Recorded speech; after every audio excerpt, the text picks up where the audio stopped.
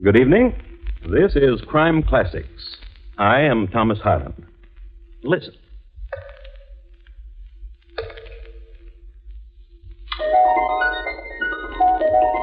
The man in nondescript uniform dropping stones into that well is a mercenary soldier, more recently a deserter.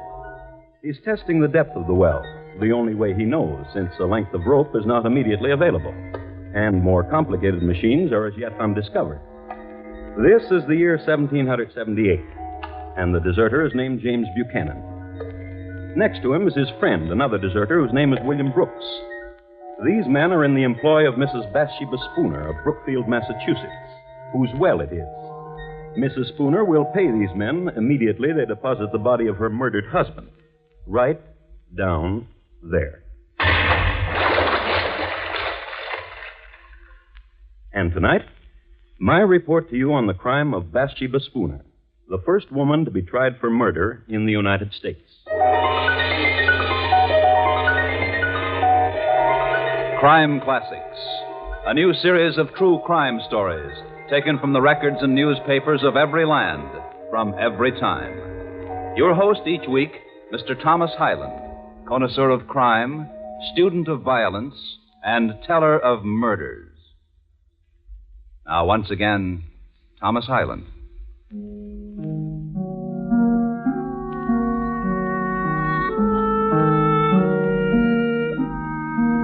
The place is Brookfield, Massachusetts, the year 1778.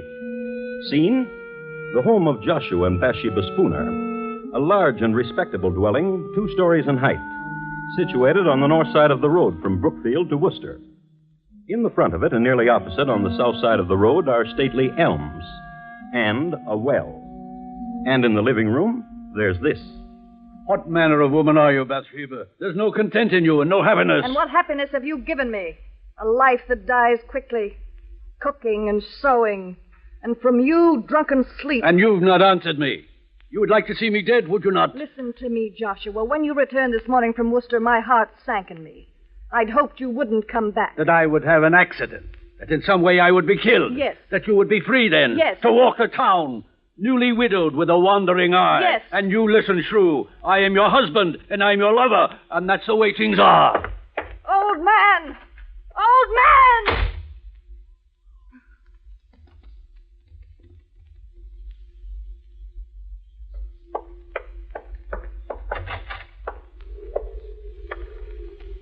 Ezra? Ezra? I've been waiting. Bathsheba. Wait. No more waiting, Bathsheba. The time I was away from you with your husband in Worcester. The thinking about you. And there'll be more waiting. Until it's done. Until you kill him. I tried, but I could not. He asked me a question, my husband did. What manner of woman are you, he asked. Now I wonder. What manner of woman am I to love such as you, a youth? A boy who pretends to manhood. You without the courage to... The poison you gave me, there was no opportunity, Bathsheba. And a boy who lies. Opportunity. When it becomes nighttime, my husband becomes a drunkard. You know that. To empty the poison in the cup when you were with him, a simple thing like that you couldn't do. I swear it to you, Bathsheba. He'll die. When? Go to him now. To the tavern where he is. Empty the poison.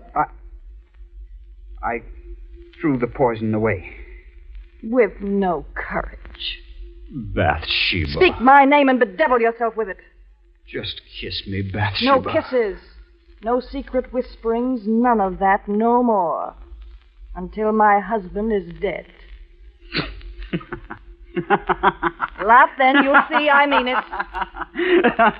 There's a wench, Bathsheba, at the other end of town. And she watches me when I walk by. Then go to her. All right. Wait. Don't leave me. You almost let me go. Boy, you... Bathsheba. Kill him. Kill my husband.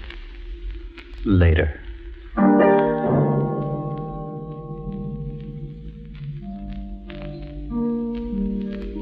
And that was Bathsheba Spooner. You've come to know her pretty well.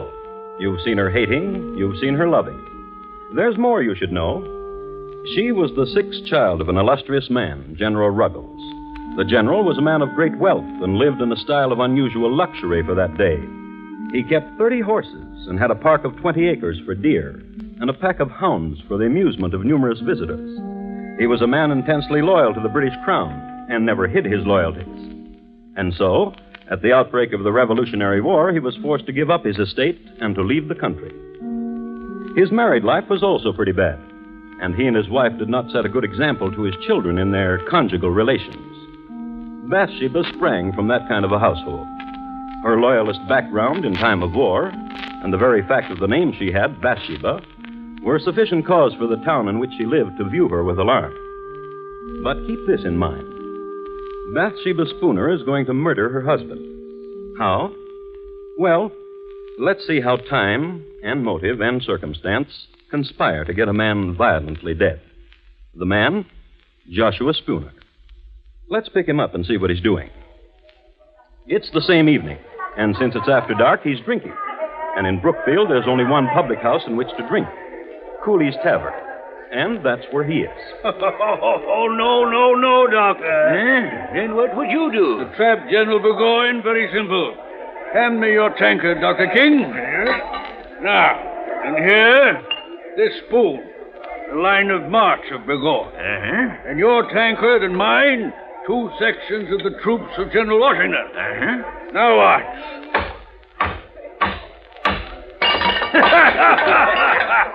And that's how we take care of General Burgoyne. Yeah. Barkeep, more ale.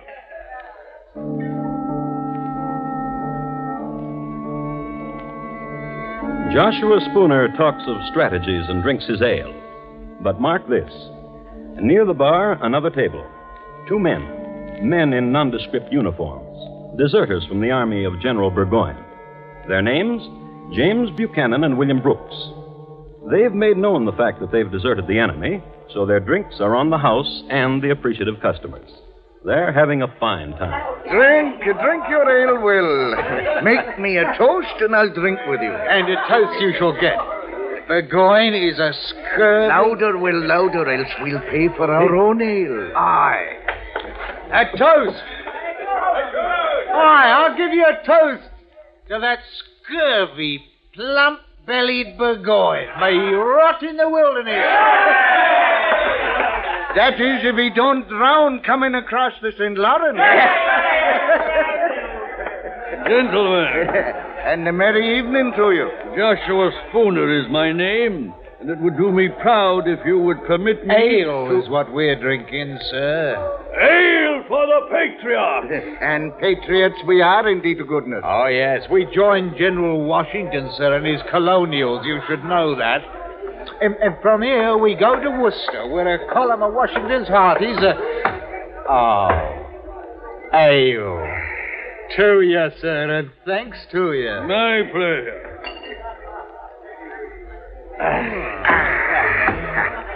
Oh, Willie Bach, your tankard is dry, and so is mine. If you will permit me, gentlemen, it would be my pleasure. My pleasure indeed.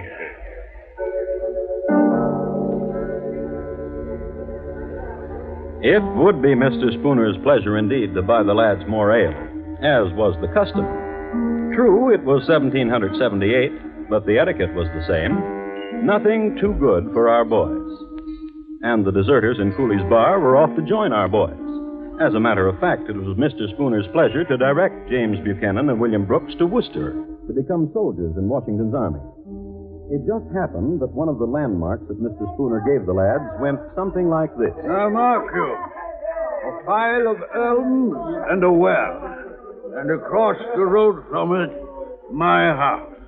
When you pass there, you will be leaving Brookfield, and you will know you're on your way. We'll have another ale before you leave. You're a gentleman if I ever met one. Oh, a true one, James, my lad. A real gent.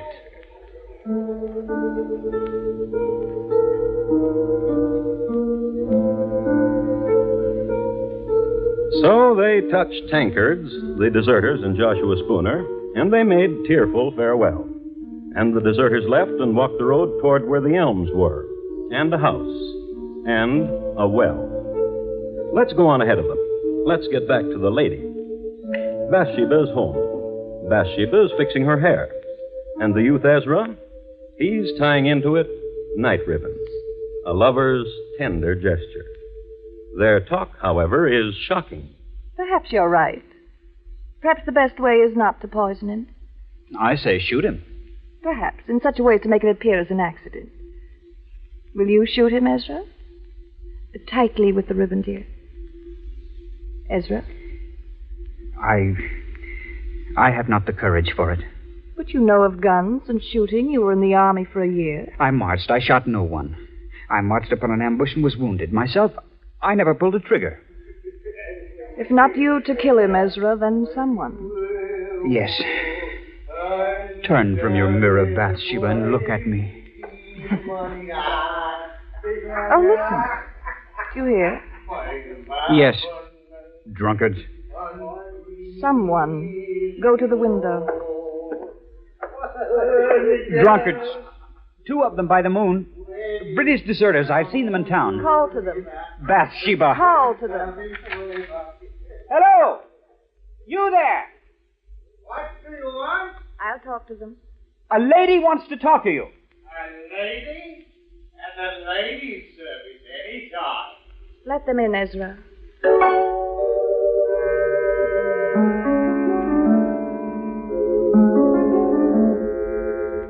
The Bathsheba Spooner who greeted the deserters must have been quite a sight.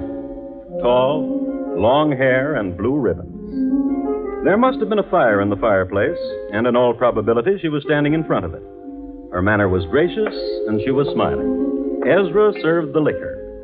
All in all, it was the nicest thing that could possibly have happened to 2 fellows who had deserted General Burgoyne.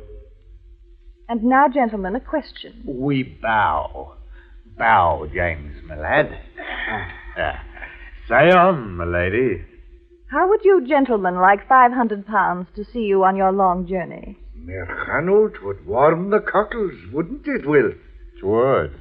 Does that answer you, my lady? And what would you do for it?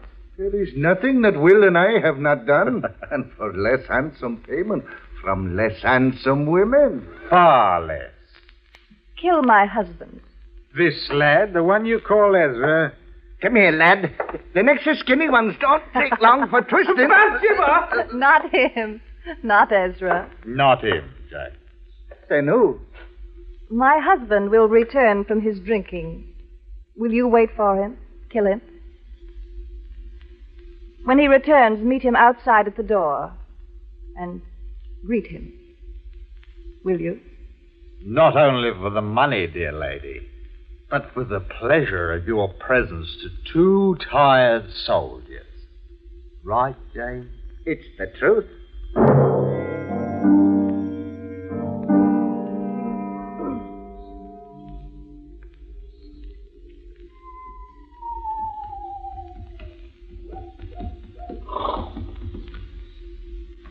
You be the master of this house. Yeah. And you are the 2... That we be.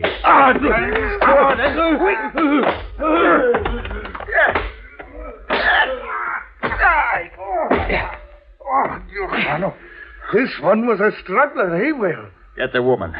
And the one she calls Ezra. Aye.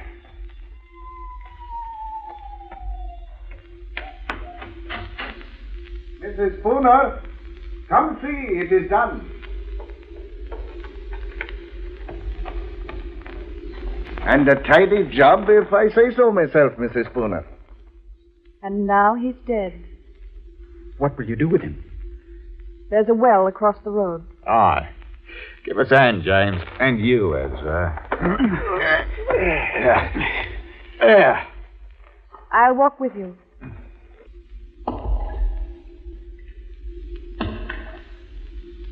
Ah. It's a deep well. Poor little man.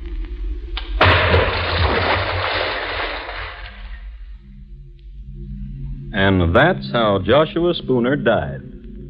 And that's how Bathsheba Spooner killed him.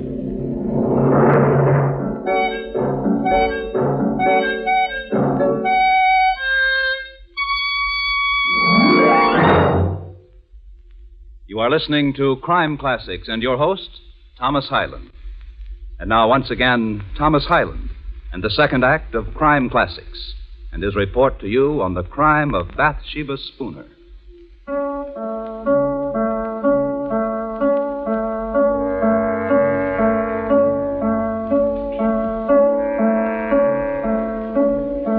Listen to this. It's awful and dread, this tale that I tell. Joshua Spooner lies dead in a well in Brookfield town in 78 from 6 stout whacks across the pate. Small poem by an anonymous contributor to the Worcester Spy, the local newspaper of the day. A change of scene now. Across the road from a cold well into a warm living room. Tableau, 4 people. Mr. Spooner was such an elegant man. What will become of his clothes in his closet and his horse? You may have them. Come away from the window, Bathsheba. Here, to me, close. The stars are dancing. You're shivering. Are you cold? No.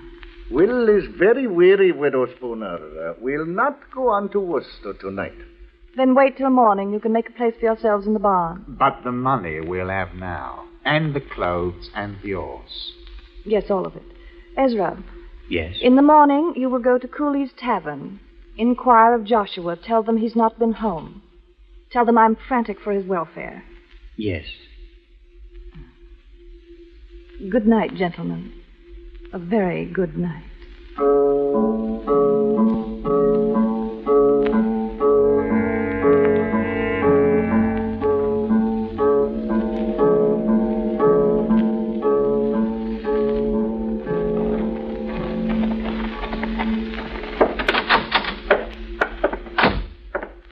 Mr. Cooley. Aye?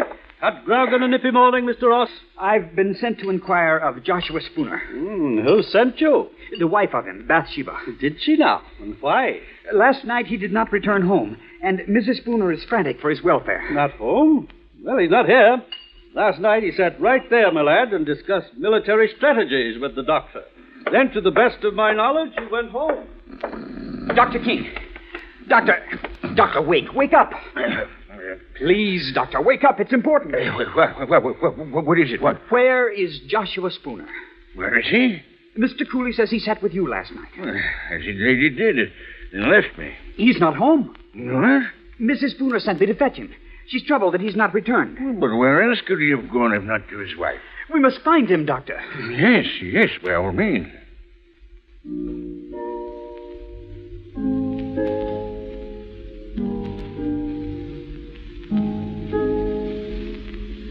Ezra did that very well, with the precise shading of alarm in his voice, the concern. A man on an errand for a troubled lady. Everybody was impressed. Mr. Cooley closed his bar. Dr. King appealed to the neighborliness of the other customers, and everybody went looking for Joshua Spooner. Immediately, they called on Mrs. Spooner, whom they found in the greatest apparent distress. Upon an examination of the premises, in the neighborhood of the doorstep, they observed the tracks of several persons on the snow. And on further search, they found Mr. Spooner. You know where. In the well. So far, only horror and suspicions. But now, let's pick up Willie and James. They haven't left Brookfield. Stupid of them, isn't it? But then you've got to examine it from their point of view. Why become soldiers in Washington's army, especially in the winter, and suffer the privations of the military, when they could be warm and rich as a civilian? So, imagine it. 2 tatterdemalion deserters, suddenly elegant, in Mr. Spooner's clothes, which were somewhat tight-fitting. But elegance and tight-fitting are somehow akin. Now, there lived in Brookfield a certain wench whose name is lost in history. This much is known about her. She had an eye for tight elegance. This much is known about her, too, that she went riding with Willie and James on their newly acquired horse. I'll help you down. Now, James? No. Give us a bus, dearie. That's a dearie. Will, Aye. how is it we are riding Mr. Spooner's horse? Why, dearie, we don't know a Mr. Spooner. Aren't these Mr. Spooner's silver buckles? No. Aren't you wearing his clothes? These are our clothes, dearie. Come, let's ride some more. It brings the pink to your pretty cheeks.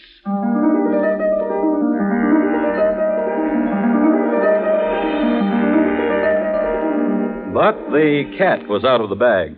The girl told her mother, and her mother her father. And it so happened that her father was at that moment on his way to look for the murderers of Joshua Spooner. So the father told some neighbors, and they located James and Willie, brought them all together. The two deserters, Ezra and Bathsheba. And this is what happened.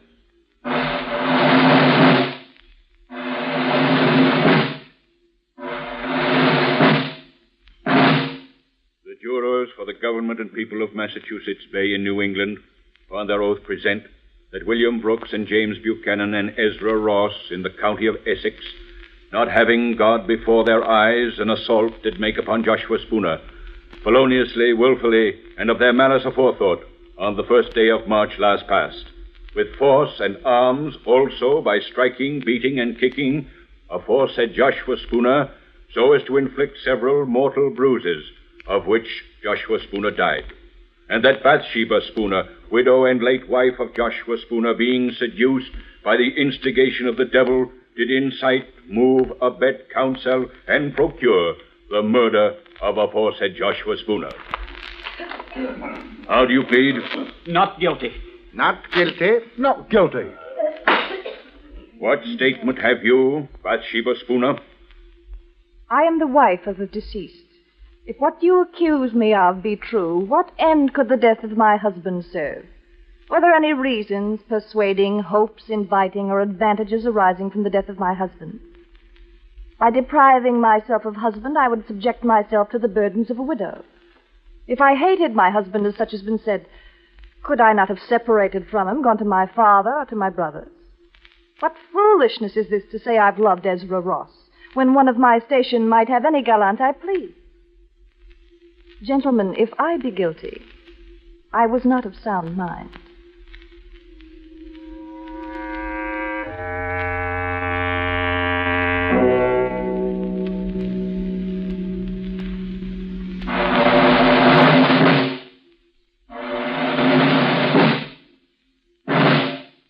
To the sheriff of our county of Essex, greetings. We command you that on Thursday, the 4th day of June next, between the hours of 12 and 4 of the clock in the afternoon, you cause William Brooks, James Buchanan, Ezra Ross, and Bathsheba Spooner to be conveyed from our jail, where they are now in your custody, to the usual place of execution, and there to be hanged by the neck until their bodies be dead.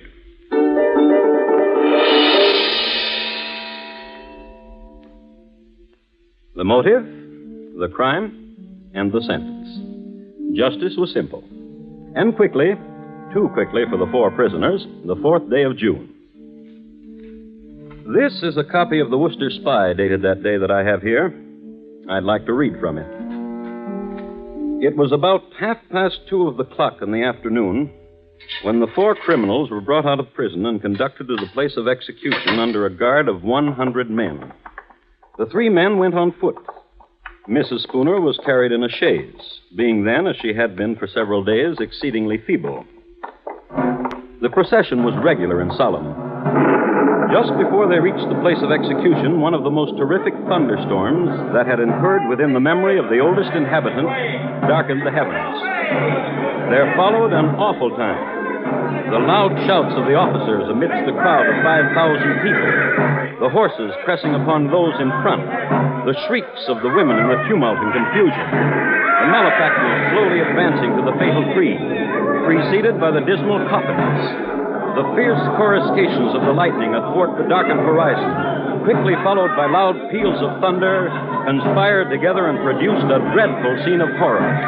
It seemed as if the author of nature had added such terrors to the punishment of the criminals as might soften the stoutest heart of the most obdurate and abandoned. At length, the place of execution having been reached, Ross, Buchanan, and Brooks ascended the ladder to the stage. Our Father, which art in heaven, hallowed be thy name. Ross made an audible prayer. The other two were engaged in silent devotions until they faced the noose. Mrs. Spooner, as she approached the tree, was seen to bow gracefully to many of the spectators with whom she had been acquainted. Then she crept up the ladder on her hands and knees. When the eyes of the malefactors were covered and all was ready, Mrs. Spooner took the sheriff by the hand. And for the first time, Bathsheba Spooner accepted the verdict of justice. My dear sir, I am ready. In a little time, I expect to be in bliss. And but a few years must elapse when I hope I shall see you and my other friends again.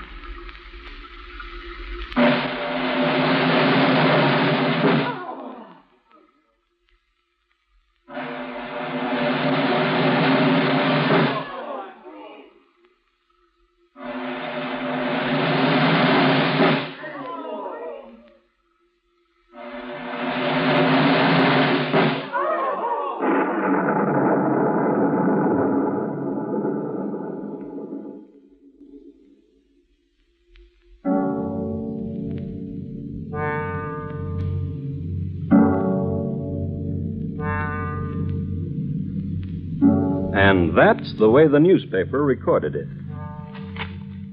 This has been my report of the crime of Bathsheba Spooner, the first woman tried and executed for murder in the United States.